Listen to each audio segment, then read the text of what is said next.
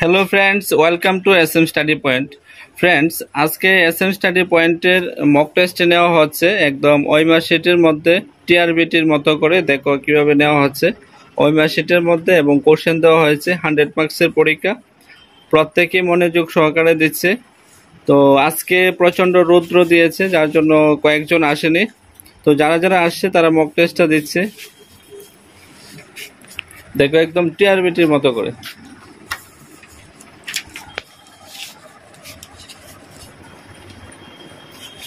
তো তোমরা যারা যারা এখনো পড়াশোনা স্টার্ট করেনি অবশ্যই স্টার্ট করতে পারো। আর যারা এস এম স্টাডি পয়েন্টে আসতে চাও অবশ্যই ফোন নম্বরে যোগাযোগ করে আসতে পারো।